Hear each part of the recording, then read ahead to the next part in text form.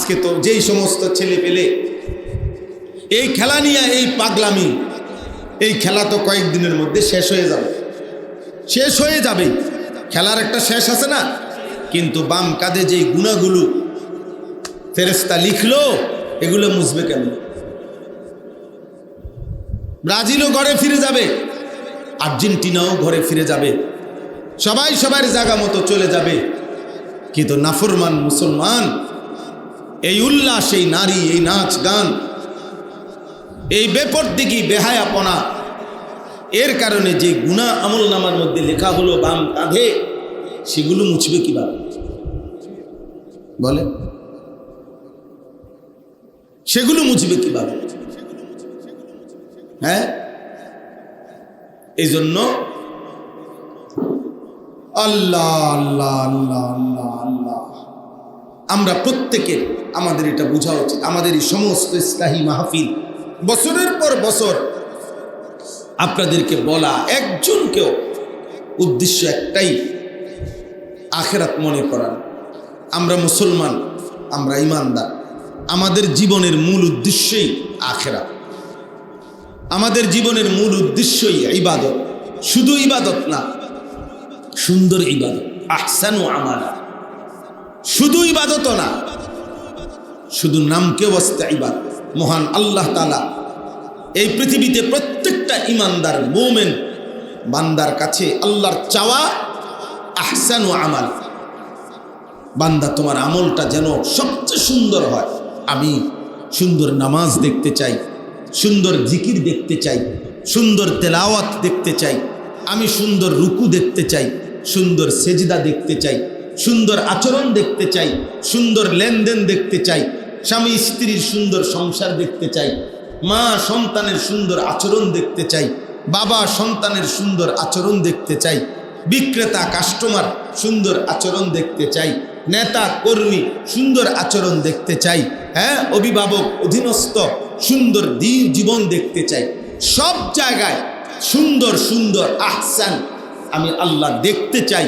এই সুন্দরের প্রতিযোগিতা, আমল কতটা সুন্দর, ইবাদত কতটা সুন্দর, জিন্দিগি কতটা সুন্দর, আখলাক কতটা সুন্দর, লেনদেন কতটা সুন্দর, পারস্পরিক আচার আচরণ, চলাফেরা 24 ঘন্টা কতটা সুন্দর করা যায়। আল্লাহ তাআলা বলেন, এই হায়াত, এই জীবন, এই যৌবন, এই রোদ, এই বৃষ্টি, এই আসমান, এই জমিন, এই চাঁদ, সূর্য, আলো, অন্ধকার, সব আমি দিছি বান্দা। আমি দেখতে চাচ্ছি, পরীক্ষা করছি তোমার আমল, তোমার জীবন, তোমার কর্ম, তোমার মেহনত কতটা সুন্দর হয়। সুন্দর, লিয়াবলুয়াকুম আইয়ুকুম আহসানু আমালা। উল্লাসের জন্য প্রয়োজনীয় দুনিয়া আমি এমনিতেই দেব, চিল্লাইতে হবে না, হারাম খাইতে হবে না, দুর্নীতি করতে হবে না। বান্দা, যার যেটুকু দুনিয়াবি প্রয়োজন, দুনিয়ার যেখান থেকেই যা অর্জন করো সেটা তো আমার। গোটা পৃথিবী আমার। সূর্যের আলো পৃথিবীর যেই প্রান্তেই তুমি নাও না কেন, সে তো আমার। খাবার তুমি পৃথিবীর যেখান থেকেই গ্রহণ করো না কেন, সে তো আমার। সম্পদ তুমি যেখান থেকেই উপার্জন করো না কেন, সে তো আমার। দেশে কিংবা বিদেশে, বাজারে কিংবা চাকরিতে, কৃষিতে কিংবা খেতে, সবই তো আমার। হুয়াল্লাযী জাআলা লাকুমুল আরদা দালুলান। আল্লাহ তাআলা বলেন, গোটা পৃথিবী জমিন আমি আল্লাহ তোমাদের জন্য অধীনস্থ, আমি তোমাদের অধীন করেছি, আমি তোমাদের ব্যবহারের উপযোগী করেছি। এই জমিন আমাদের ব্যবহারের উপযোগী করেছেন কে? আল্লাহ বলেন, আমি করেছি বাবা, আমি করেছি। পানির মতো মাটি বানাই নাই, তাইলে তুমি দাঁড়াইবা কোথায়? আবার এতটা নরম মাটি বানাই নাই, তাইলে তুমি স্থির হইবা কেমনে? আবার এতটা শক্ত পাথর বানাই নাই, তাইলে তোমার ঘর বাড়ির খুঁটি, তোমার ফসল, তোমার ফুল ফল উৎপন্ন হবে কিভাবে? আল্লাহ তাআলা বললেন, যেভাবে মাটি হলে তুমি দাঁড়াইতে পারো, যেভাবে মাটি হইলে তোমার বসত হইতে পারে, যেভাবে মাটি হইলে তোমার সমস্ত খাদ্যের প্রয়োজনীয় রিজিক মাটির থেকে উৎপন্ন হইতে পারে, ওই রকম উপযোগী করেই আমি আল্লাহ জমিন বানাইছি, আমি বানাইছি। ফামশু ফি মানাকিবিহা, আমার জমিনের যেখানে মন চায় সেখানেই তুমি বিচরণ করো। অকুলু মির রিজকিহি, আমি আল্লাহর দেওয়া রিজিক তুমি বক্ষণ করো। যাও, যেখানে যাও গিয়া জিগাইলে শুনবা সেটা আমারই। সেটা কার? আমেরিকা পুরাটা কার? ইটালি পুরাটা কার? সৌদি আরব পুরোটা কার? গোটা জমিন আমার, আমার জমিন। কুল হুয়াল্লাযী যারাআকুম ফিল আরদ, আল্লাহ বলেন হে নবী আপনি আমার বান্দাদেরকে বলেন আল্লাহই তোমাদেরকে সারা পৃথিবীময় ছড়িয়ে দিয়েছেন, ছড়িয়ে দিয়েছেন। কে বাংলাদেশে, কে ইন্ডিয়াতে, কে পাকিস্তানে, কে সৌদি আরবে, কে ইটালিতে, কে আমেরিকাতে। আল্লাহ বলেন আমি ছড়িয়ে দিয়েছি, আমি ছড়িয়ে দিয়েছি। মায়ের 5 সন্তান একই মায়ের পেটেই ছিল, থেকে বের হয়েছে, পরবর্তীতে আমি আল্লাহ তাআলা তাদেরকে ভিন্ন ভিন্ন জায়গায় আমি ছড়াইয়া দিছি, আমি ছড়িয়ে দিয়েছি। তো আল্লাহ তাআলা বলেন গোটা পৃথিবী আমার, তোমাকে পৃথিবীময় ছড়িয়ে দিয়েছি আমি, সব কিছু আমার। অতএব প্রয়োজনীয় দুনিয়া যার যেটুকু লাগবে আল্লাহ বলেন এটুকু আমি দেব, আমি পৌঁছাবো। তুমি এটা নিয়ে একমাত্র সাধনা, একমাত্র ফিকির, একমাত্র তোমার বুদ্ধি, বিবেচনা, চিন্তা, কল্পনা, মেহনত, রাত্র দিনের প্রচেষ্টা, শুধু এইটাই বানাইও না। খাবো কি, বানামু কি, থাকবো কি, দুনিয়া ভোগ করবো কি। আল্লাহ বলে না, তুমি চেষ্টা করো, চিন্তা করো আর নাই করো। খোদার কসম আল্লাহ বলছে বান্দা যেটুকু দুনিয়ার যা দেওয়ার আমি তা তোমাকে দেবই দেব, দেবই দেব। তুমি শুধু শুধু এত মাথাফানি করো, তুমি এত অস্থির হয়েও না। এই কথাইটাই এখানে বলছে। তুমি শুধু ফিকির করো একটাই, আমার জিন্দিগি কেমনি সুন্দর হয়, আমার ইবাদত কেমনি সুন্দর হয়, আমার আখিরাত কেমনি সুন্দর হয়, আমার বন্দেগী কেমনি সুন্দর। আল্লাহ বলে তুমি এটা ভাবো, তোমার যা লাগবে, কখন, কোন দিন, কতটুকু, আমি পৌঁছাবো, আমি পৌঁছাবো। তুমি একত্রে সব দিয়া দিলে তুমি সামাল দিতে পারতা না। আমি মনে করেন আমার এখন 45 বছর, 45 বছর আগে যদি 45 বছরের আমার ব্যক্তিগত খাওয়ার জন্য যদি আলু যা লাগবে এটা যদি আমারে দিয়া দেয় একসাথে 40 বছরের আলু, আমি এটি থুমু করি। আমার ছেলে মেয়ে, বিবি বাচ্চা, 4 জন ছেলে মেয়ে, আমি আমার বিবি, 6 জন মানুষ। আমরা 6 জনের মাসিক বাজার খরচ, এই চাল, ডাল, তেল, সাবান, আদা, মরিচ, পেঁয়াজ, রসুন, আলু, এগুলা যদি আমার 30 বছরের একসাথে দিয়ে দেয়, এটি রাখবো কো? কথা বলে না? তা আল্লাহ তাআলা বলেন ওমা নুনাজ্জিলুহু ইল্লা বিকাদারিন মা'লুম, বান্দা আমার কাছে তো সব আছে, কিন্তু আমি জমিনে নাজিল করি প্রয়োজন পরিমাণ, আমি আল্লাহর কাছে নির্ধারিত পরিমাণ, ওই পরিমাণ হিসাবে, ওই পরিমাণ হিসাবে। নাইলে তোমরা সামাল দিতে পারবা না, এটা সামাল দিতে পারবা না। এখানে এই কথাটাই আল্লাহ তাআলা বলছেন ওমা মিন দাব্বাতিন ফিল আরদ ইল্লা আলাল্লাহি রিজকুহা।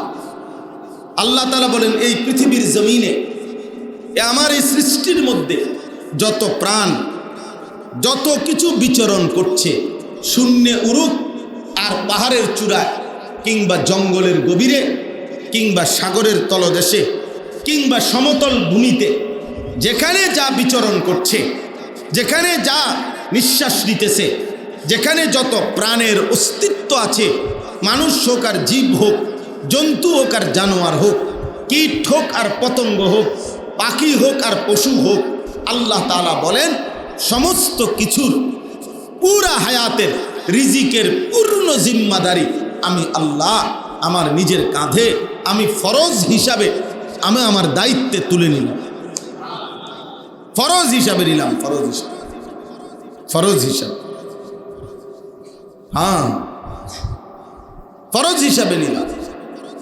অর্থাৎ আমি দেবই দেব। ফরজ মানে আবশ্যক, ফরজ মানে বাধ্যতামূলক, অথচ আল্লাহর উপরে বাধ্যতামূলক করার কারো অধিকার নেই। আল্লাহকে অর্ডার দেওয়ার কারো ক্ষমতা আছে? আল্লাহর উপরে আইন প্রয়োগ করার কারো ক্ষমতা আছে?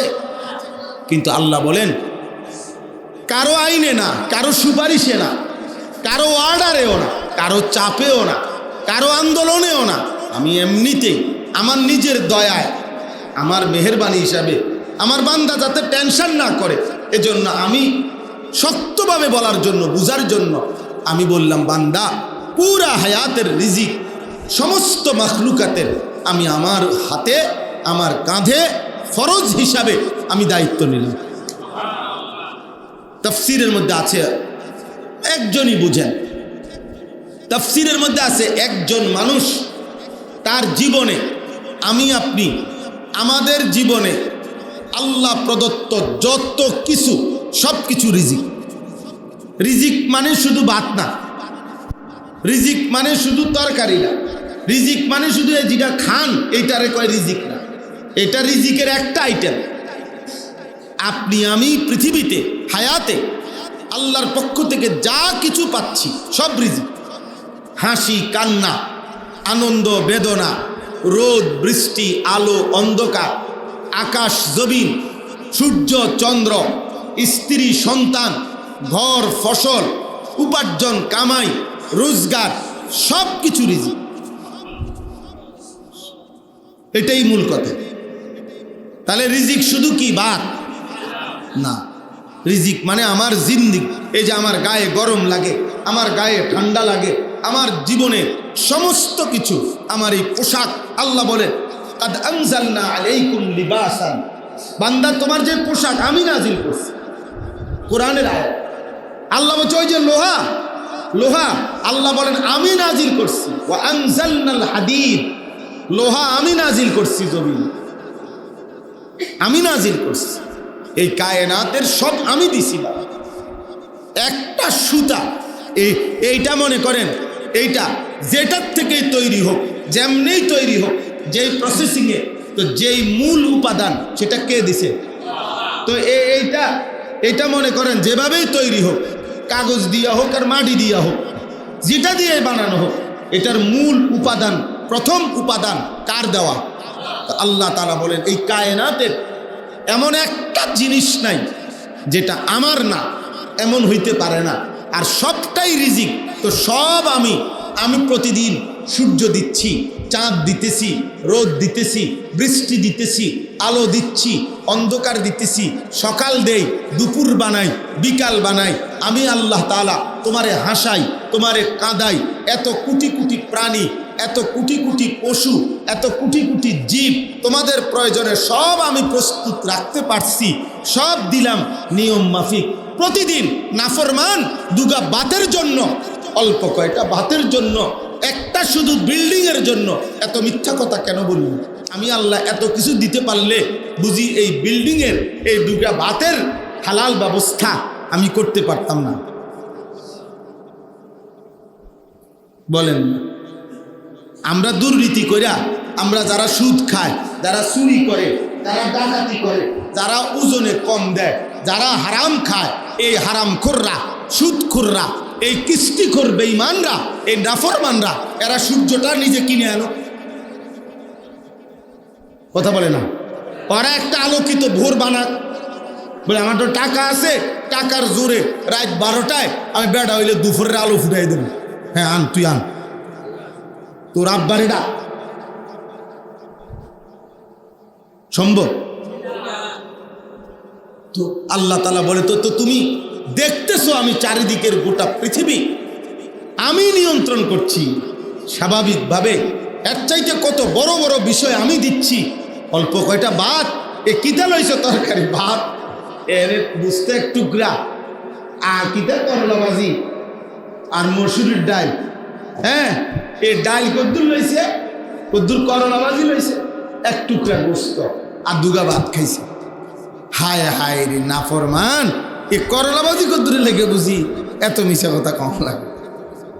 ব্যাক কর না, কি পরে এক একজনের বিশ্বাস করে, অবাক লাগে মাঝে মাঝে। আমি তাকাইয়া দেখি, আরে কি করতেছে টাকার লাইগা, কি করতেছে দুনিয়ার জন্য। মানে আক করলেই হাত মুখ খুললে মিথ্যা কথা কয়, মুখ খুললে মিথ্যা কথা। ছি ছি ছি ছি, এত মিথ্যা, এত দুর্নীতি, এত চুরি চামারি, এত এত রাহাজানি, কি দরকার? কি দরকার? কয়টুকু দুনিয়ার জন্য? কয়দিন থাকবা বেটা?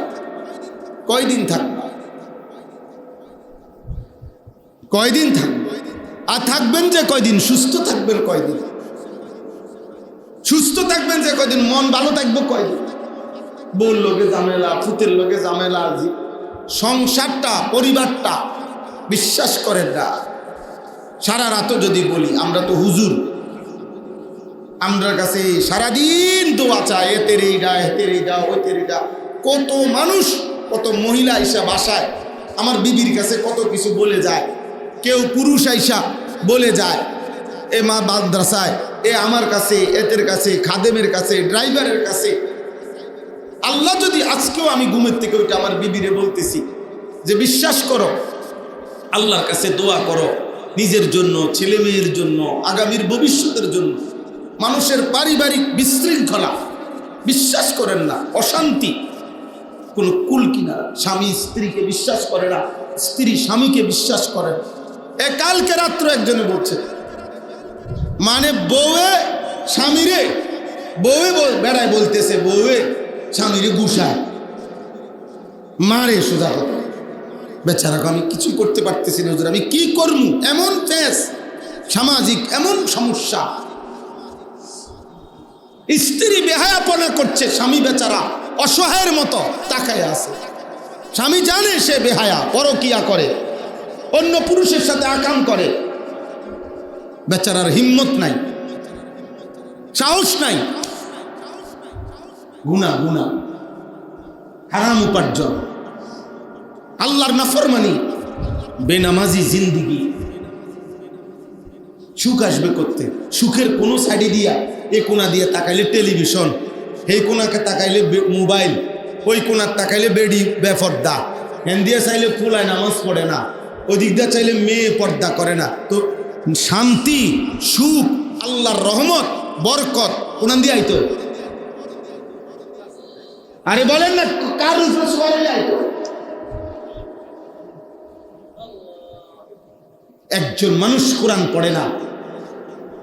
একটা ঘর মুসলমানের 2-4-6 বছরে বলতে পারবে না এই ঘরের মানুষের কেউ কোরআন শরীফ ঘরে বসে পড়ছে।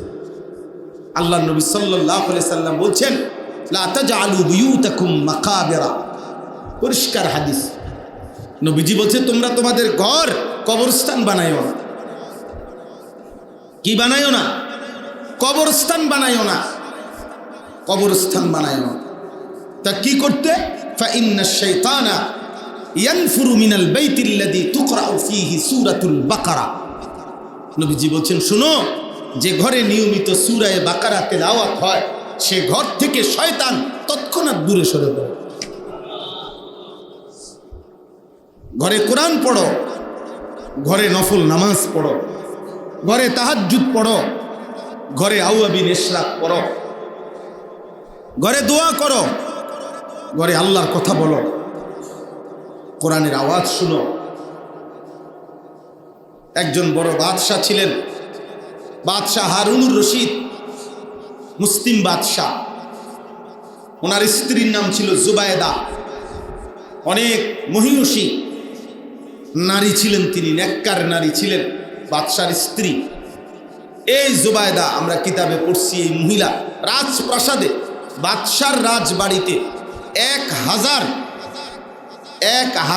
লোক মহিলা নিয়োগ দিছিলেন, যারা ওই বাড়িতে বাই সিরিয়াল পুরা রাজপ্রাসাদে 24 ঘন্টা বাই রুটিন আল্লাহর কোরআন তেলাওয়াত করত,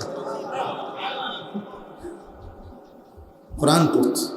আপনারা বলেন, আপনারা এখানে যারা আছেন, আপনাদের নিজেদের ঘরের ব্যাপারে বলেন, ঘরের মানুষ যতজন, কতদিন হয় আল্লাহর কোরআন পড়েন? রহমত আসবে করতে? শুধু ঝামেলা, শুধু ঝগড়া, শুধু স্বামী স্ত্রীর মনোমালিন্য, বাপ পুতের কথা শুনে না, পুত বাপের কথা শুনে না, মার সাথে ছেলের কথা নাই, ছেলের সাথে মায়ের কথা নাই। ছেলের অভিযোগ তার মার বিরুদ্ধে, মার অভিযোগ ছেলের বউয়ের বিরুদ্ধে, অভিযোগ সারাদিন। এবিডির কথা হইল যত দোষ ফুতের বউ, ফুতের বউর কথা হইল যত দোষ এই শাশুড়ির। মানে ফুতের বউর দৃষ্টিতে শাশুড়ি এবিডি কোনো মানুষে না, শাশুড়ির দৃষ্টিতে ফুতের বউ এবিডি কোনো মানুষে। দোনো গায়ে জালেম তো তোলে ইনসাফ কার কো। মূল কাহিনী গুণা, মূল কাহিনী কি? মূল কাহিনী রহমত আসবে যেভাবে। আল্লাহর ইবাদত করলে রহমত আসে, আল্লাহর কাছে কাঁদলে রহমত আসে, তাহাজ্জুদ পড়লে রহমত আসে, চোখের পানি পড়লে রহমত আসে। কই সেটা আয়োজন কোথায়? আপনি উপার্জন করলে না আপনার ঘরে সামান আসবে, আপনি পরিশ্রম করলে না আল্লাহর দয়া হবে। তো দুনিয়াও যেরকম পরিশ্রমের মাধ্যমে আল্লাহর দয়ায় উপার্জন করতে হয়, তো সুখ শান্তি রহমত মাগফিরাত বরকত এটাও তো আল্লাহর কাছ থেকে মেহনত কইরা ইবাদত কইরা কাঁদাকাটি করে তো নিতে হবে না?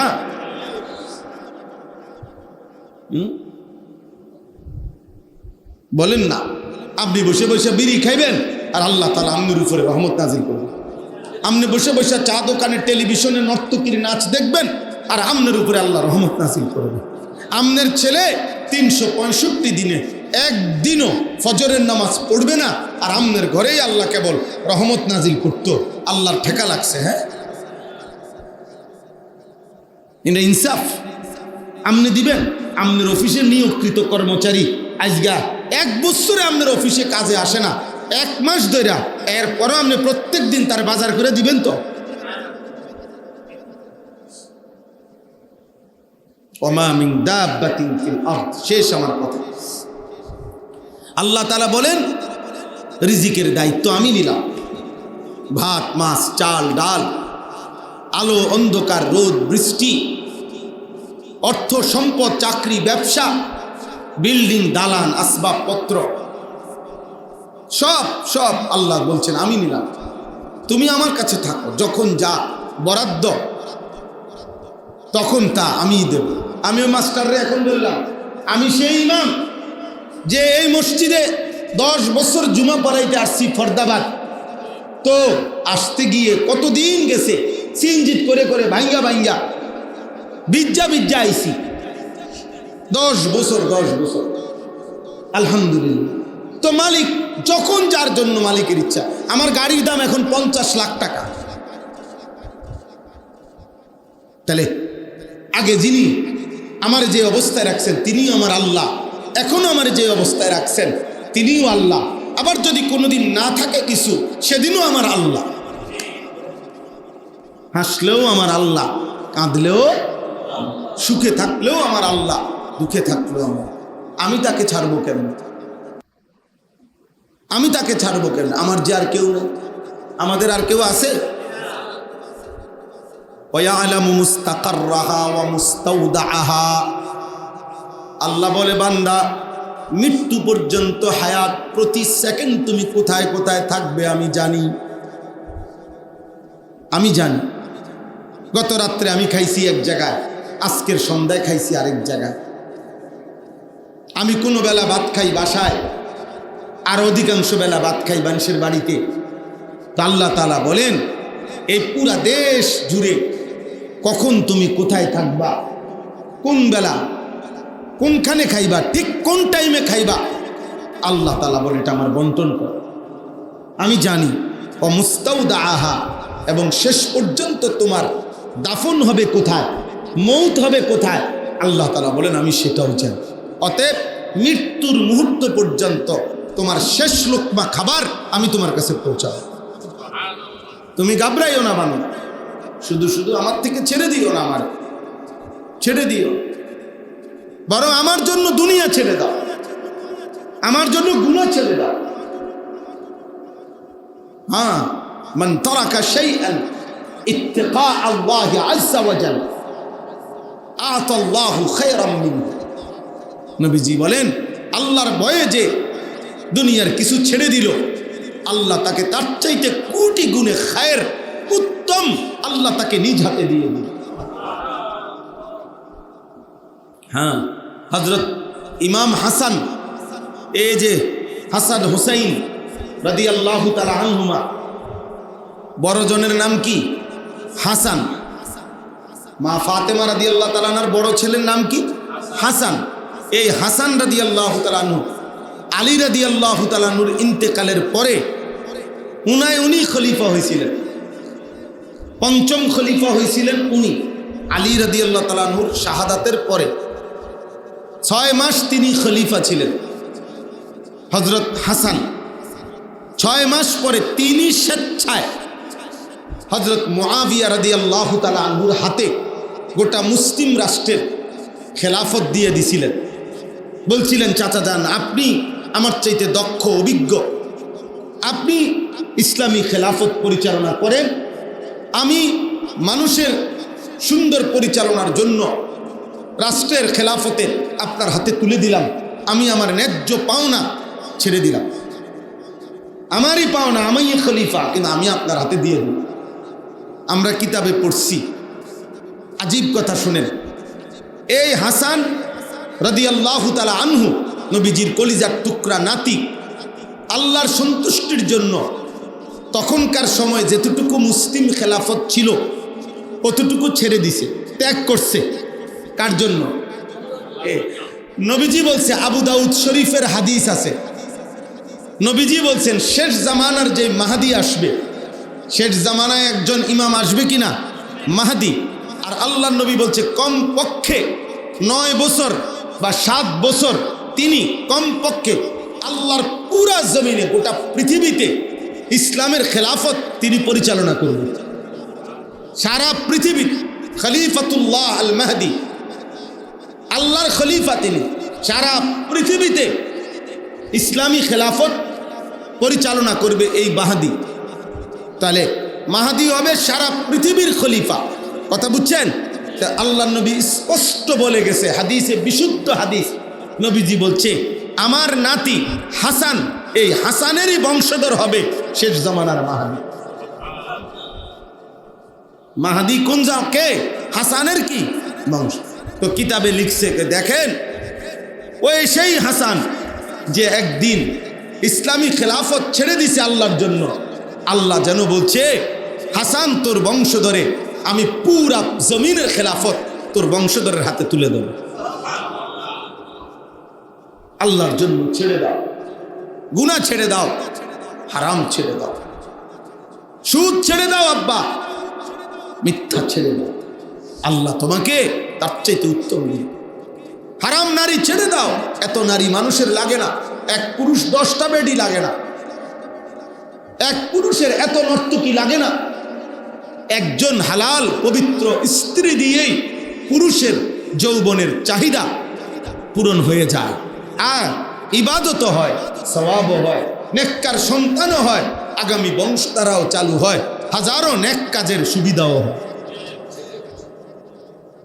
পবিত্র স্ত্রীর তো চাহিদাও পূরণ হয় ইবাদত। আমার বিবি, আমার 4টা সন্তান, আমার ধরে নেন, তাহলে আমার বিবি সে আমার বিবাহিতা স্ত্রী, তাহলে আমারই 4টা সন্তান, জন্মের পর থেকে এই পর্যন্ত এই বাচ্চাদের প্রাথমিক কালিমা, নামাজ, কোরআন শরীফের সবক, সূরা, কেরাত, দোয়া, কালাম সব কিছু আমার বিবি দায়িত্ব, সেই এগুলো শিখায় তাদেরকে। তাইলে আজ 22 বছর আমার ওয়াজের জীবন, আর বিবাহিত জীবন 18 বছর। 2008 সালে আমি বিয়ে করছি, তো আজ 18 বছরের বিবাহিত জীবনে স্ত্রী যদি আমাকে সহযোগিতা না করত, তাহলে আমি এই বাইরে বাইরে ঘুরা ওয়াজ করতে পারতাম? বলে, তাইলে একজন পবিত্র স্ত্রী, হালাল চাহিদাও পূরণ হইল, দুনিয়ার প্রয়োজনও পূরণ হইল, আখিরাতের জন্য সহযোগী হইল, সন্তানদের তত্ত্বাবধানের জন্য সহযোগী হইল। কিন্তু বেশ্যার কাছে, নর্তকীর কাছে, মোবাইলের উলঙ্গ নারীর কাছে, রাস্তার বেপর্দা নারীর কাছে, সিনেমার নর্তকীর কাছে, নাটকের নর্তকীর কাছে একটা যুবক বলুক, একটা মানুষ বলুক, সে তার থেকে কি নিবে? বলেন না মৌলানা, সে কি নিবে? হ্যাঁ, কিছুই তো নেওয়া। ওর থেকে পাবেটা কি? নিজের জীবন শেষ, যৌবন শেষ, যৌবনের ক্ষমতা শেষ, টাকা শেষ, সম্পদ শেষ, ধরা খাইলে ইজ্জত শেষ। ধরা না খাইলেও ইজ্জত নাই। মানুষ যদি একের ধরাও না খায়, এরপরও মনে করেন মানুষ চিনতে ভুল করে না। আরবি ভাষায় বলে অফিকা উয়ুবুন ওয়ালিন্নাসি আয়ুনুন, তোমারও দোষ আছে, মানুষেরও চোখ আছে।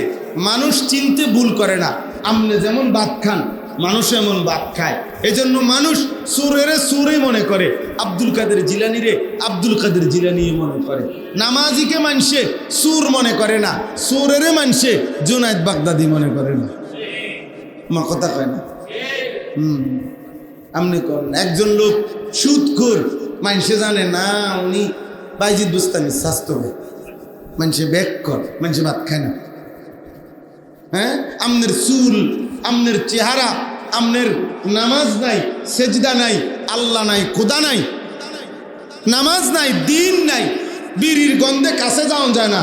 মানুষে আমনের মনে করে আল্লাহু আকবার মাশাআল্লাহ, চাচা একের বাইজিদ বুস্তামিয়ে না, মানুষে বুঝছে না।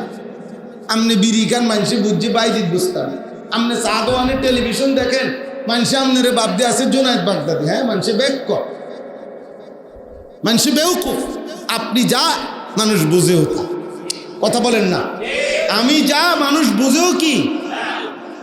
সততা চাই, নীতি চাই, আন্তরিকতা চাই। আখেরাত দরকার, আখেরাত দরকার, আখেরাত দরকার, আখেরাত দরকার। কুল্লুম ফি কিতাবিন মুবিন। আল্লাহ বলেন আমার এই গোটা সৃষ্টি জগতের সমস্ত মাখলুকাতের যাবতীয় কিছু আমি তাকদীরের মধ্যে আসমান জমিন সৃষ্টির 50,000 বছর আগেই লৌহে মাহফুজে 7 আসমানের ঊর্ধ্বে আমার কুদরতি কলম দিয়ে লিখে ফেলেছি।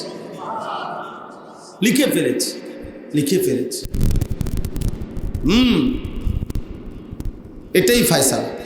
কার কখন রিজিক, কার কখন কোন প্রয়োজন পূরণ হবে, সব কার কাছে লেখা আছে? তাকদীরে লেখা আছে, তাকদীরে লেখা আছে।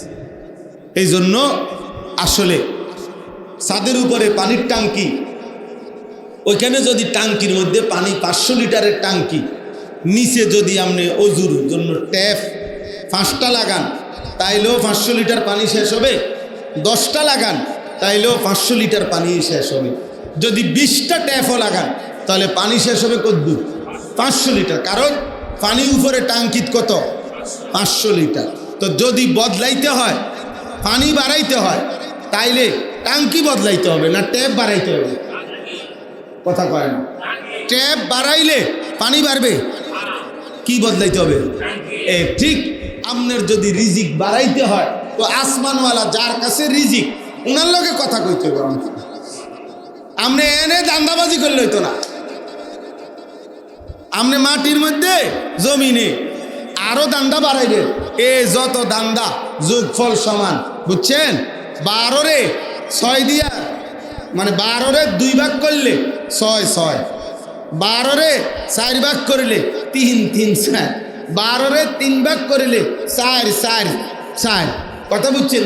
12 রে যদি 2 ভাগ করেন আপনার, তাইলে 2 2 করে আপনার 6 ভাগ যদি করেন, তাহলে 2 2 করে 12। 12 রে যদি 12 ভাগ করেন, তাহলে 1 1 1 করে 12। ফলাফল কত? ফলাফল 12। ও ফলাফল শেষ পর্যন্ত আপনি দূরে আইছে, যে দূর আপনার জন্য রিজিক। আপনি মনে করছেন আরে এনতে 30,000, হেনতে 10,000, ওনতে 20,000, এই মিললে হইল 30 আর 20 50, এনে 10 60 60,000। 3টা ব্যবসা করো না, 60,000 আইছে। আল্লাহ বলছে না বান্দা, বিশ্বাস করো, তুমি যদি 60,000ই তোমার বরাদ্দ থাকতো, তো এনে বইও 60,000। এইটা যে মাস্টার যদি বুঝে, আল্লাহ সময়ের বুঝার চিন্তা, আল্লাহ কবুল করে নেন। তাইলে বললাম, অর্থাৎ আল্লাহ তাআলা আমাদের জন্য সবকিছু কি করে রাখছেন? নির্ধারণ করে রাখছে। আল্লাহ তাআলা বলেন 100টা চুল এদিক সেদিক হবে। ইন্নার রিজকা লা ইয়াতলুবুল আবদা কামা ইয়াতলুবু আজালাহু। এই হাদিসটাই পড়ছিলাম। নবীজি বলেন, আমার উম্মত শুনো, নিশ্চয়ই প্রত্যেক মানুষের মৃত্যু তাকে যেমন তালাশ করে নেয়, প্রত্যেক মানুষের বরাদ্দকৃত রিজিক এভাবে তাকে তালাশ করে। মৃত্যুকে কেউ ডাকতে হয় না, মৃত্যু তোমাকে নিজেই খুঁজে নেয়, রিজিকও তোমাকে খুঁজে। আমার ছোট মেয়েটা 4.5 বছর, তো এখন যে রুফালি আম প্রত্যেক দিন দুপুরে হয় অথবা রাত্রে আমি আমার মেয়ের সাথে বৈশা প্রতিদিন প্রায় প্রতিদিন 2-4টা আম কাইটা খাই। মানে আমি কাইটা দিলে ওই খায়, আমরা দুজনে, আমি আর আমার ছোট মেয়ে মিল্লা খাই বাসা। ও বৈশা থাকে আমার লেগে যে আব্বুর লগে আম খাইব। তাইলে এখন প্রতিদিন সিস্টেম হলেই যে বড়াটা একটা যদি সে খায় তো হে কয় আব্বু এটা আমনের, তো ঠিক আছে আমার সিরিয়াল, তো এরপরেরটা হের সিরিয়াল, এরপরেরটা আমার সিরিয়াল। কিন্তু অধিকাংশ সময় হেই বন্টন করে যে আব্বু এটা আমনের, কিন্তু আমি খাইতে লাগলে বড়া একটু মুখে দিলে কারণ আব্বু আমি এটাও আমিও খাবো, এটাও আমি খাবো। তো ঠিক আছে নেই মা, নাও তুমি খাও। তাহলে আল্লাহ তাআলা যেন বলতেছে, আনিস তুমি ভাবছিলা এই বড়া তোমার না, এক কোনা দিয়া এক কামড় হয়তো তোমার, বাকিটা তোমার মেয়ে। আমি তারটা তাকে দিছি, তোমারটা তোমাকে দিছি। রিজিক নির্ধারিত। রিজিক কি? রিজিক বাফের খাবারের প্লেটের মাঝখানে এক লোকমা থাকে হয়তো সন্তানের রিজিক।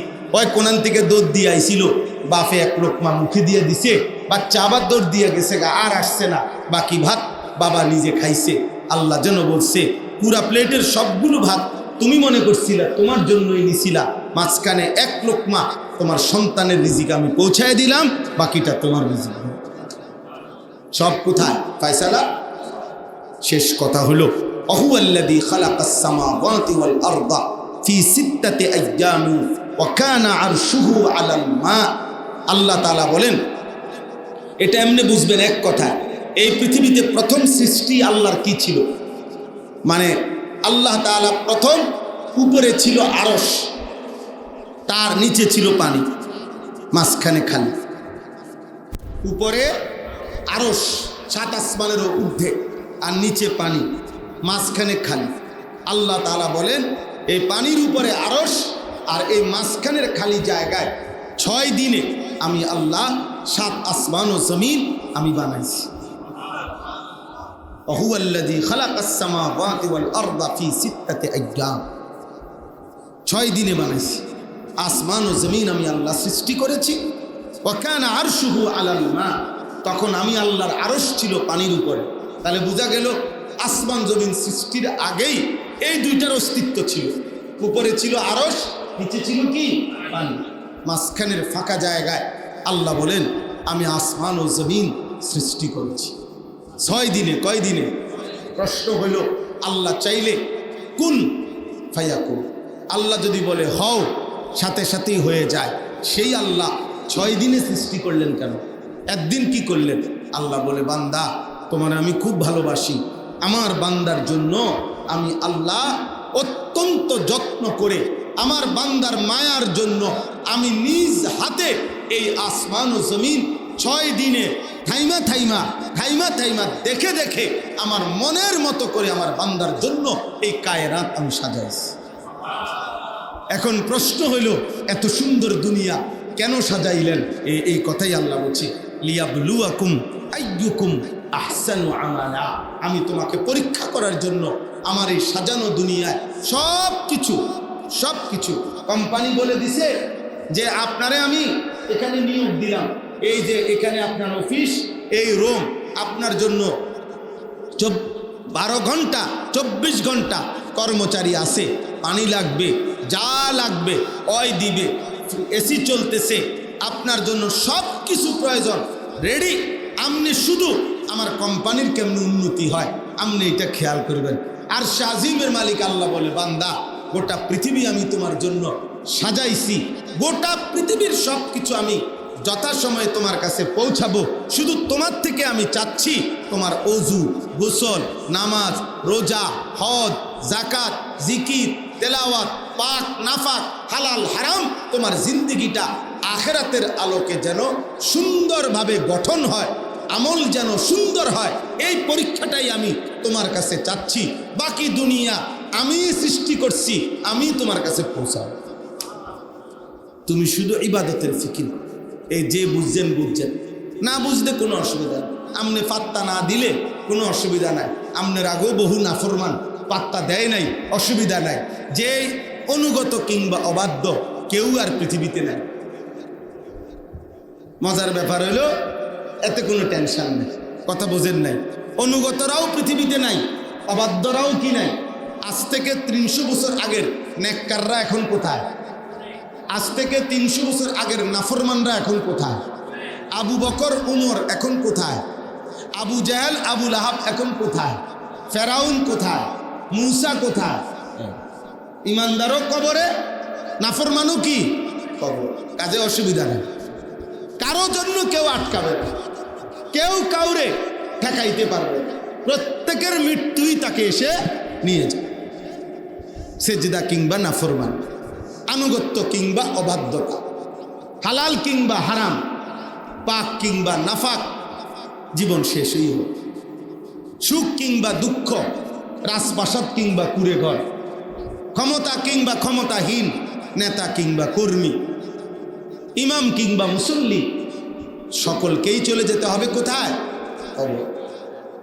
ওয়ালা ইন কুলতা ইন্নাকুম মাবউসুনা মিন বাদিল মাউত লা ইয়াকুলান্নাল্লাযীনা কাফারু ইন হাদা ইল্লা সিহরুম মুবিন। আল্লাহ বলেন, হে বন্ধু, মনে রাখবেন, যখনই আপনি নাফরমান, পাপী, অবাধ্য, এই একটু দুনিয়া জাগরে আমি দিছি, দুনিয়া পাইয়া যারা উল্লাস করে, আল্লাহ বলে আখেরাত বলে, আপনি যখনই তাদেরকে বলবেন, হে ভাই, এখানেই শেষ না, আবার একদিন হাসরের মাঠে মৃত্যুর পরে আমাদেরকে উঠতে হবে, আল্লাহ বলেন, দেখবেন মুখে বলুক আর নাই বলুক, অথবা বলুক, দেখবেন প্রত্যেক বেঈমানের বক্তব্য এটাই যে হুজুর বা নবী অথবা আলেম এগুলা সব তোমাদের জাদু ছাড়া, তন্ত্রমন্ত্র ছাড়া, তোমাদের বানোয়াটি কথা ছাড়া আর কিছু না। হ্যাঁ, আমি যা দুনিয়া ভোগ করতেছি, এভাবে আমার উপরে কোনো বিপদ আসবে না, আমার উপরে কোনো মুসিবত।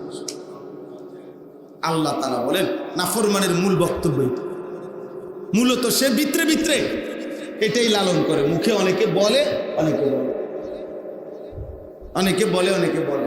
এই যে যেই সমস্ত লোক হারাম খায়, এ তার কলিজার ভিতরে কি? আখিরাতের ভয়। আখিরাতের ভয় থাকলে হারাম খায় কেন? যেই লোক একদিনও ফজরের নামাজ পড়ে না, এই মুনাফিক মার্কা মুসলমান, এই নাফরমান, তার কলিজার ভিতরে কি? আখিরাত আছে। হ্যাঁ, আখিরাত থাকলে সে নামাজ পড়ে না। যে হারাম খায়, তার কলিজার ভিতরে আখিরাত নাই। হয়তো মুখে স্বীকার করে না, মুখে বলে না আর কি, আর কেউ বলে ফেলে, ও হুজুর, হুজুর গো, সব কথা ধরে চলন দিত। আরে অন যে যুগ, ইতান বুজুর্গি লইয়া বইয়া থাকলে হইতো না। আরে সুবহানাল্লাহ, উনার ইবলিস বলে গেছে যে এই যুগে আর বুজুর্গি নাই, এই যুগে সব সিটারি। তারে শয়তানে বলছে, শয়তান, শয়তান ইবলিসে বলে দিছে ওনার, ওনার এই যুগ নাই। কোন যুগ নাই? পৃথিবীতে কোনো এমন যুগ ছিল না, পৃথিবীতে এমন যুগ কখনোই ছিল না। মনে রাখবেন, যেই যুগের যতজন মানুষ ততজনই নেককার, এমন যুগ পৃথিবীতে ছিল না। কথা কয়, নবী সাল্লাল্লাহু আলাইহি সাল্লামের জামানায় 100 ভাগ মানুষ সারা পৃথিবীতে, নবীজির 63 বছরের জীবনে পৃথিবীতে যত মানুষ ছিল সবাই নেককার ছিল। কথা বলেন, আপনারা বলেন তো। তাইলে আপনি যে কইলেন ওনার সেই যুগ নাই, কি বুঝাইতে চাইছেন? সেই যুগ কোন যুগ? যেই যুগের সবাই জুনায়েদ বাগদাদি ছিল, ছিল এমন নাই। তাহলে পৃথিবীতে ভালো মন্দ, আলো অন্ধকার, সুখ দুঃখ, হালাল হারাম, পাক নাফাক, এটা চলমান। এর মাঝখান দিয়ে আমাকে বাঁচতে হবে, আমার আখিরাত আমি রেডি করতে হবে। এই যুগ নাই, এই যুগ আছে, এই যুগ নাই, এই যুগ আছে, এসব সংবম কথার কোনো অর্থ নেই। আপনি বলেন পৃথিবীতে চুরি আসিল না কোন যুগে? পৃথিবীতে ডাকাতি ছিল না কোন যুগে? তো তাইলে পৃথিবীতে দুর্নীতি ছিল না কোন যুগে? আবার পৃথিবীতে নেককার ছিল না কোন যুগে? সমান তাল, সমান তাল। হাদিসে আছে, এই জন্য নবী সাল্লাল্লাহু আলাইহি সাল্লাম বললেন, এমন একটা সময় আসবে শেষ, যে সময়ে আল্লাহর এই জমিনে আল্লাহ আল্লাহ এই নাম বলবে, আল্লাহর নাম, এমন একজনও থাকবে না। আর এইটা যখন সম্পূর্ণ নাফরমান 100 যখন পূর্ণ হবে, আল্লাহ তখনই ইসরাফিলকে বলবে ফু দিতে, আর তখনই পৃথিবী শেষ হবে। লা তাকুমুস সাআ হাত্তা ইউকালা ফিল আরদি আল্লাহ। অতএব চলেন ভাই, যে কয়জন বাবা ভাই গরমের মধ্যে, এই ছেলে এখন কই যাচ্ছ? বসো, এখন বসো, বল কেন বল, এখন যাচ্ছ কেন? নামাজ পড়ে যাবা। একটা ছেলেও নামাজ না পড়ে যান, মুসলমান হলে নামাজ পড়ে যাও, আর নাই তো বলে যাও আমি মুসলমান না, বলে যাও আব্বা, এখানে বলে যাও যে হুজুর আমি মূলত মুসলমান না, এমনি আসছিলাম। মুসলমান হলে নামাজ পড়ে যাও। আল্লাহর নবী বলছে, এশার নামাজ পড়ে না সে মুনাফিক। যে খোদার কসম, নবীজি বলছে ফজরের নামাজ পড়ে না সে মুনাফিক। যে মুনাফিক একেবারে বিশুদ্ধ হাদিস।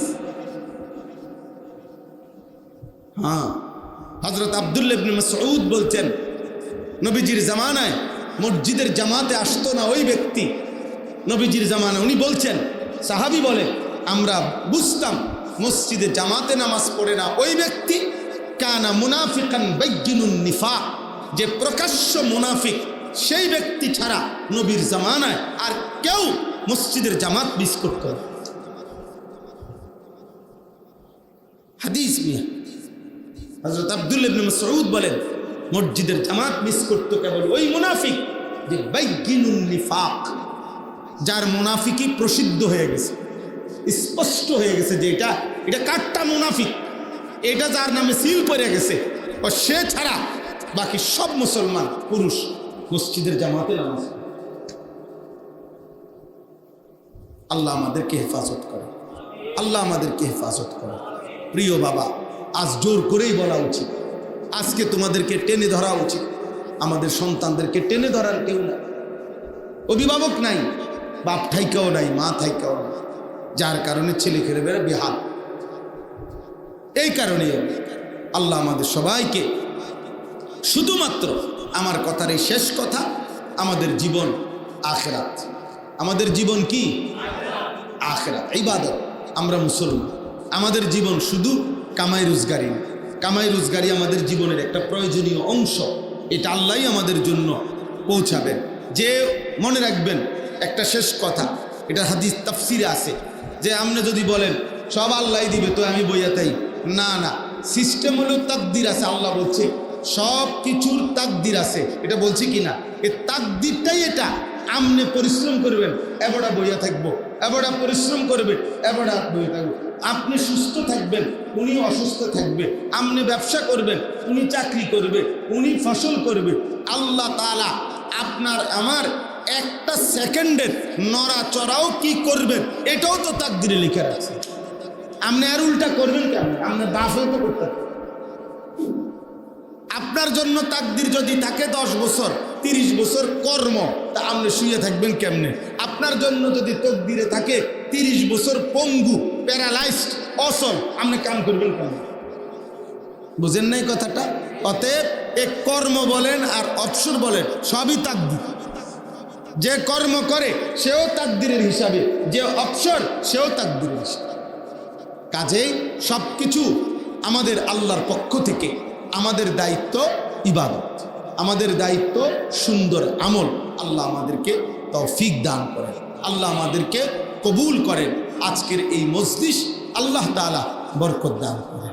ওয়ানাশহাদু আল্লা ইলাহা ইল্লাল্লাহু ওয়াহদাহু লা শারীকা লাহু ونشهد أن سيدنا وحبيبنا ومولانا محمدا عبده ورسوله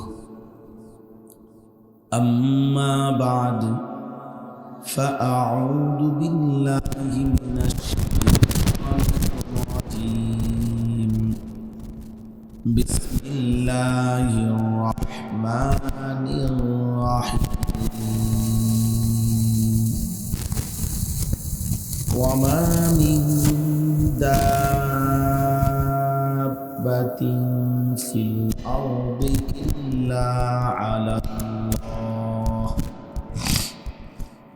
إلا على الله رزقها ويعلم مستقرها ومستودعها كل في كتاب مبين وهو الذي خلق السماوات والأرض في ستة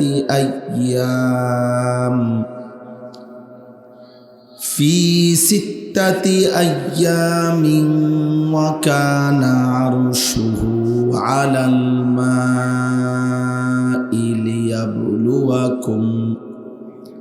ليبلوكم أيكم أحسن عملا ولئن قلت إنكم مبعوثون من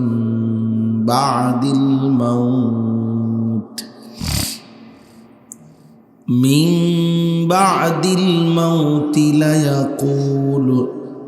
ليقولن الذين كفروا إن هذا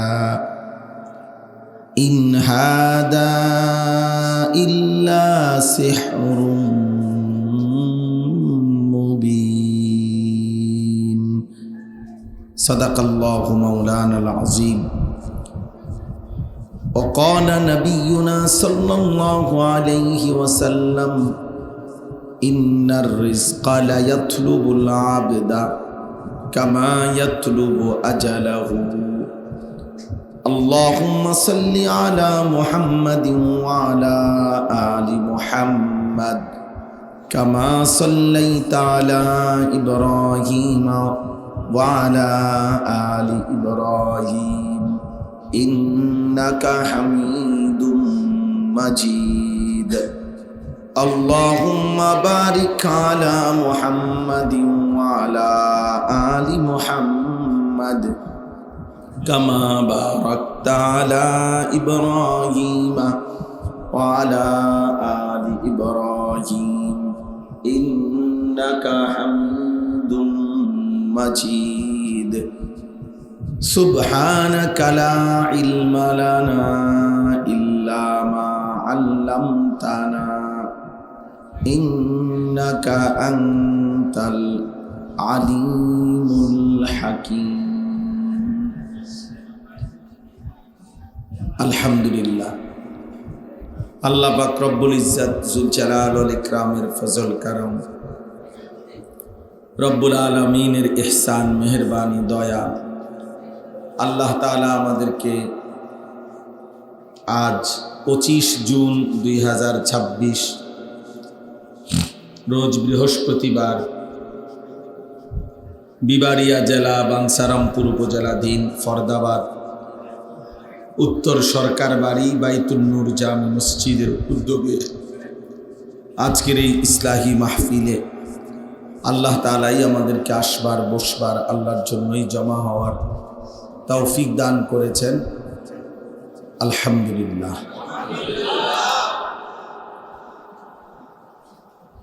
পবিত্র কোরআনুল কারীমের 12 নম্বর পারা 11 নম্বর সূরা, সূরাটির নাম হচ্ছে সূরা হুদ। এই সূরার 6, 7 এই দুইটি আয়াত আমি এইমাত্র তেলাওয়াত করেছি। ইনশাআল্লাহ অল্প একটু সময় আমরা এই দুইটি আয়াতকে সামনে রেখে সামান্য কিছু কথা আরজ করতে চাই। আল্লাহ তাআলা আমাদেরকে তৌফিক দান করেন। আশপাশের মসজিদে আজান হলে উঠাউঠি করার দরকার নেই, আমরা এখানেই সবাই ইনশাআল্লাহ এশার নামাজ জামাতের সাথে পড়ব, সামান্য একটু দেরি করে, ধরেন 20-25 মিনিট সময়, একটু সময় দেরি করে এরপর আপনাদেরকে হুজুর সময় দেওয়া হবে। ইনশাআল্লাহ আমরা একসাথেই এশার নামাজ পড়ে বের হব। আল্লাহ তাআলা আমাদেরকে তৌফিক দান করে। মূলত আমি মাগরিবের সময়ই আসছি ফরদাবাদ, কিন্তু যেহেতু আমি রোজা রাখছিলাম, আশুরার রোজা, মহরম মাসের নফল রোজা, যার কারণে ইফতার করছি আমাদের কাজল মাস্টার সাহেবের বাসা, এই কারণে একটু আসতে দেরি হয়েছে। এই মুহূর্তে মূলত 9ই মুহররম এবং 10ই মুহররম এই 2 দিনের রোজা অত্যন্ত ফজিলতপূর্ণ রোজা। রাসূলুল্লাহ সাল্লাল্লাহু আলাইহি ওয়াসাল্লাম রমজানের রোজা ফরজ হওয়ার পূর্বে এই আশুরার রোজা নবীজি এবং সাহাবায়ে কেরাম বাধ্যতামূলক রাখত, সকলেই বাধ্যতামূলক রাখত। এবং নবী সাল্লাল্লাহু আলাইহি ওয়াসাল্লাম মদিনায় আসার পরে মদিনার ইহুদিরা এসে দেখছেন যে এই 10ই মুহররম তারা রোজা রাখে। নবী সাল্লাল্লাহু আলাইহি ওয়াসাল্লাম জিজ্ঞেস করছেন, তোমরা এই দিনে রোজা রাখো কেন? তো তারা বলল, আমাদের নবী মুসা আলাইহিস সালাম এই দিনেই আল্লাহ তাআলার দয়ায় ফেরাউনের বাহিনীর থেকে মুক্তি পেয়েছে এবং ফেরাউন তার দলবল সহ পানিতে ডুবছে। এই যে ঘটনাটা, নদী পার হইছে মুসা আলাইহিস সালাম এবং ওনার দলবল, আর ফেরাউন তার বাহিনী নিয়ে ডুবে মরছে, এটা 10ই মুহররম। তো এই আল্লাহ তাআলার এই দয়া কৃতজ্ঞতা স্বরূপ মুসা আলাইহিস সালাম পরবর্তীতে প্রত্যেক বছর 10ই মুহররম রোজা রাখত। তো ইহুদিরাও সেই ধারাবাহিকতায় রোজা রাখত। তো নবী সাল্লাল্লাহু আলাইহি ওয়াসাল্লাম এটা শুনে বললেন, নাহনু আহাক্কু ওয়া আউলা বিমূসা মিনকুম, তোমাদের চাইতে মূসার অনুসরণ, যেহেতু মূসা আল্লাহর নবী, আর আল্লাহর নবী ওয়াহি ছাড়া নিজের থেকে কিছু করে না, অতএব নিশ্চয়ই এটা আমার আল্লাহরই ইচ্ছে, হুকুম, এজন্যই মূসা নবী এই রোজা আদায় করতেন। তাহলে আমরাও আল্লাহর হুকুম পালনের ক্ষেত্রে আমরাও সবচেয়ে বেশি হকদার, কাজে আমরাও আল্লাহর এই বিধান আমরাও পালন করি। তো পরবর্তীতে নবী সাল্লাল্লাহু আলাইহি ওয়াসাল্লাম সাহাবায়ে কেরামকে নিয়ে প্রতি বছর এই মুহররমের 10 তারিখ রোজা রাখতেন। পরবর্তীতে ইন্তেকালের পূর্বের বছর নবী সাল্লাল্লাহু আলাইহি সাল্লাম যখন ব্যাপকভাবে কঠোরভাবে সাহাবায়ে কেরামকে ইহুদি, খ্রিস্টান, মুশরিক, বেঈমানদের সাদৃশ্য অবলম্বন করতে নিষেধ করছেন, খালিফুল ইয়াহুদ ওয়ান নাসারা, আল্লাহ নবী সাল্লাল্লাহু আলাইহি সাল্লাম বলছে, তোমরা ইহুদি এবং খ্রিস্টানদের সব কিছুর থেকে বিরুদ্ধাচরণ করো, তাদের কোনো কিছুর অনুসরণ করো না। কোথাও বলছেন খালিফুল মুশরিকিন। ভাইয়া মোবাইলে ছবি তুলে কি হবে? এই ভাই, এই বেটা মাতবর বেটা, একটা বাপ লইয়া দাঁড়াইছে একবারে, বিশাল মাতবর, তাই ফালতু কোথাকার। সব জায়গায় মাতবরি করতে আইসো না বেটা, আখলাক তো চেনা উচিত বেটা, এটা মসজিদ বেটা, এটা ফাজলামির জায়গা না।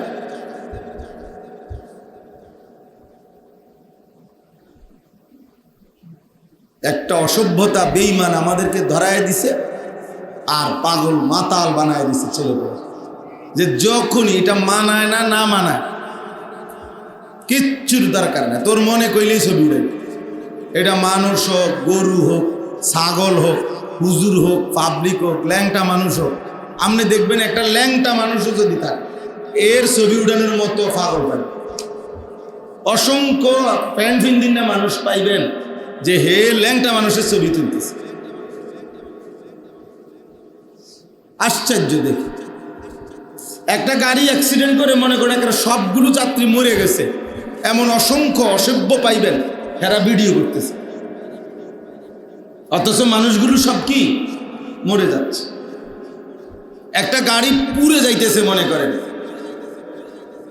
আপনি দেখবেন অসংখ্য বর্বর ওরা ভিডিও করতেছে, ওদের কাছে খুব মজা লাগতেছে, লাইভ চলতেছে, সারা বিশ্বের মানুষের দেখাইতেছে দেখেন একটি বাস কেমনে পুড়ে, একটা মানুষ কেমনে মরে,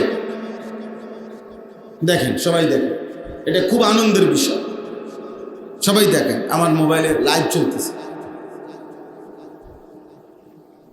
একবার আপনার সীতাকুণ্ড কন্টেইনারে ডিপুতে আগুন লাগছিল আরো 7-8 বছর আগে। তখন এই ডিপু আগুন, এক একটা কন্টেইনারের তেল ফাইটা ফাইটা মানে আগুন, তীব্র আগুনে এক ছেলে, সব পত্রিকা আসছিল, ভিডিও করতেছিল লাইভ। এই অবস্থায় যে বেখেয়ালে আগায় গেছে আগুন, আগুন টান দিয়া একদম ভিতরে ঢুকায় ফেলছে, একদম পুরে ছাই হয়ে গেছে, পুরে ছাই হয়ে গেছে। এই জন্য ভাইয়া এটা বোঝা উচিত, তোমরা নওজোয়ান ছেলে পেলে কোনো জীবনের কোনো উদ্দেশ্য নেই, জীবনটা একটাই আত্মপূজা, মানে নিজের মনের চাহিদার পূজা, নিজের চাহিদা, আমার ইচ্ছা, এটাই আমার খোদা, আমার মনের ইচ্ছা, আমার মনে যা চায় তাই করব আমি। এখানে বিধান কি, শরীয়ত কি, আল্লাহ কি, রসুল কি, দিন কি, এটা আমার জানার বিষয়, আমার মনের ইচ্ছাই আমার খোদা। এটা কোরআনে বারবার আছে কথাই, আল্লাহ তাআলা স্পষ্ট বলছে যে তার মনের ইচ্ছাকে নিজের খোদা বানায়, আল্লাহ বলছে ও জানোয়ার, ইনহুম ইল্লা কাল আনআম, আল্লাহ বলছে সেই ব্যক্তির পরিচয় আর কিছুই নয়, শুধুই জানোয়ার। যার মনের ইচ্ছা, হাসে কেন, আমার মন চাইছে, কাঁদেন কেন, আমার মন চাইছে, এখানে দাঁড়ায় রয়েছো কেন, আমার মন চাইছে, এই মিয়া মানুষের কষ্ট হইতেছে চিল্লাইতেছো কেন, এই আপনার অসুবিধা কি, আমার মন চাইছে আমি চিল্লাই, এই মেয়েটা পিছনে হাঁটতেছো কেন, আমার মন চাইছে, আমার মন চাইছে, জোরে জোরে সাউন্ড দিয়ে গান শুনতেছো কেন, আপনার অসুবিধা কি, আমার মন চাইছে। এই সকল কিছুতে কি উত্তর একটাই, কি আমার মন চাইছে, আমার মন চাইছে। আল্লাহ কোরআনে বলছেন এই মনের চাওয়া যার খোদা, সে জানোয়ার অথবা তার চাইতে নিকৃষ্ট। ইনহুম ইল্লা কাল আনআম বাল হুম আদাল্লু সাবিলা, হয়তো জানোয়ার অথবা তার চাইতে নিকৃষ্ট। এটা খুব খেয়াল, প্রত্যেক মানুষ এক সুতা, একজন বিবেকবান বিচক্ষণ মানুষ এক গ্লাস পানি খাওয়ার সময়ও সে চিন্তা করে এখানে আমার নবী সাল্লাল্লাহু আলাইহি ওয়াসাল্লামের সুন্নাত কি। সাহাবায়ে কেরাম এভাবে খেয়াল করতেন, তাকায় থাকতেন নবীজির দিকে, যে নবী সাল্লাল্লাহু আলাইহি ওয়াসাল্লামের জিন্দেগি কেমন। এটাই মূলত জীবন। আমরা মুসলমান, আমাদের জীবন প্রতিনিয়ত গঠন করা, এটাই আসলে আমাদের মূল ডিউটি। হুজুরের ওয়াজ করে, শ্রোতার মতো চলে, ইমাম আসে ইমাম যায়, বক্তা আসে বক্তা যায়, খতিব আসে খতিব যায়, কিন্তু হুজুরের মতো, পাবলিকের মতো, এটার নাম ইসলাম না। এই বলা, এই ব্যবস্থাপনা, এই সব কিছুর মাকসাদ ইসলাহ। ইন উরিদু ইল্লাল ইসলাহ, কোরআনে আছে। প্রত্যেক নবী মানুষদেরকে বলতেন, হে আমার জাতি, তোমাদেরকে দিবানিশি আল্লাহর দিকে ডাকতেছি, আর কোনো উদ্দেশ্য নাই, উদ্দেশ্য একটাই, আমি তোমাদের ইসলাহ, সংশোধন চাই, আমি তোমাদের জীবনের সংশোধন চাই। এখানে আছে এই সূরা হুদের মধ্যে প্রত্যেক নবী নিজ নিজ কওমকে লক্ষ কোটি বার হাজার হাজার বার আল্লাহর দিকে ফেরাইতে চাইছে, প্রতিবারই প্রত্যাখ্যান করছে জাতি, আর আল্লাহর আযাব আসছে শেষ পর্যন্ত। তখন নবীগণ আযাবের মুহূর্তে আযাবের দিকে তাকিয়ে চোখের পানি ফেলে ফেলে নবীগণ বলতেন, আবলাগতুকুম রিসালাতা রাব্বি, হায় আমার জাতি, আমি তো আমার আল্লাহর পক্ষ থেকে আল্লাহর বাণীগুলো তোমাদের কাছে পৌঁছাইছি ওয়া নাসাহতু লাকুম, আমি তো তোমাদেরকে কত নসিহত করেছি, ওয়ালাকিন লা তুহিব্বুনান নাসিহিন, কিন্তু তোমরা তো কোনো উপদেশই পছন্দ করলা না, কোনো উপদেশই তো পছন্দ করলা না। আজ তোমাদের এই করুণ পরিণতি। নূহ আলাইহিস সালাম তাকায়া দেখছেন ওনার জাতি শেষ হয়ে গেছে। হুদ আলাইহিস সালাম তাকায়া দেখছেন ওনার জাতি শেষ হয়ে গেছে। এই নবী হুদ একজন নবীর নাম, যার কওমের নাম ছিল কওমে আদ জাতি। হযরত নূহ আলাইহিস সালামের পরে এই পৃথিবীতে মানুষ সৃষ্টির ইতিহাসে আল্লাহ তাআলা সবচেয়ে শক্তিশালী, সুঠাম, লম্বা, মজবুত দেহের অধিকারী বানাইছিলেন এই আদ জাতিকে। তাদের দুইটা বংশধর, একটা হলো আদ, একটা সামুদ। এই দুই জাতিকে আল্লাহ তাআলা, মানে একই বংশধর, তারা দুইটা শাখা আর কি, স্বাস্থ্যদার তো ভাই এরকম। তো এরা এই পৃথিবীতে আল্লাহ তাআলা তাদের চাইতে বেশি শক্তিধর আর কাউকে বানায়। কোরআনে আছে, তারা বলতো মান আসাদ্দু মিন্না কুওয়া, তারা বলতো আমাদের চাইতে শক্তিতে বেশি এই সৃষ্টি জগতে কে আছে, এভাবে অহংকার করত। হুদ আলাইহিস সালাম কত ডাকছে, কত ফিরাইতে চাইছে, কুফরি করো না, শিরিক করো না, মানুষের উপরে জুলুম করো না, আল্লাহর নাফরমানি করো না, কোনোভাবেই তারা বুঝতে চেষ্টা করে, কোনোভাবেই। বারবার নবীকে বলছে যে তোমাকে আমরা মিথ্যাবাদী মনে করি, কখনো বলছে তুমি বোকা, আমরা তোমাকে বোকা মনে করি, আহাম্মক তুমি। নবীগণ বলতেন যে না, আমি বোকা না, আমি রাসূল। ইয়া কওমি লাইসা বি সাফাহা, হে আমার জাতি, আমি নির্বোধ নই, ওয়ালাকিন্নী রাসূলুম মির রাব্বিল আলামিন, আমি রবের পক্ষ থেকে রাসূল, তোমরা আমার কথা শোনো। কোনোভাবেই শুনে নেই। শেষ পর্যন্ত আল্লাহ তাআলা একদিন আযাব দিছে, কাদ ওয়াকা আলাইকুম, আল্লাহ নবী হুদ জানায় দিছে আল্লাহর আযাবের ফয়সালা হয়ে গেছে, আযাব আসতেছে। আযাব শুরু হয়েছে 7 রাত্রি 8 দিন এক টানা ওই জাতির উপরে আল্লাহ তাআলা ঘূর্ণিঝড় দিছে। কোরআনে আছে এক টানা 7 রাত, 7 লায়ালিন ওয়া 8 আইয়াম, 8 দিন, 7 রাত 8 দিন, 1 সেকেন্ড ঘূর্ণিঝড় বন্ধ হয়। কি মনে করে আযাবটা কেমন ছিল? তাফসীরের মধ্যে আছে এক মানুষ এত লম্বা লম্বা বিশাল দেহি, 40 হাতের মতো লম্বা, শূন্যে উঠা ডিগবাজির মতো খাইতে খাইতে আসার খাইয়া খাইয়া ফেলছে, তসনস করে দিছে আল্লাহ। কোরআনে আছে, আল্লাহ বলেন ইন্নাহুম কানু কওমান আমিন, আহা তারা বড় অন্ধ জাতি ছিল।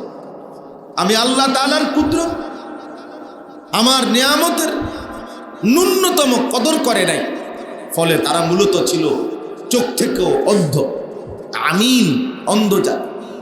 এই জন্য নাফরমান মূলত অন্ধ, পাপী মূলত অন্ধ। ওয়ালাকিন লা তুহিব্বুনান নাসিহিন, পাপী মূলত নসিহত পছন্দ করে।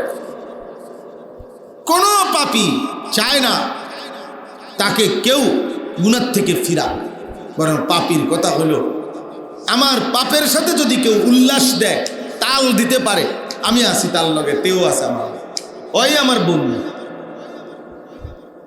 ফেরাইতে চাইলে বিরক্ত হয়,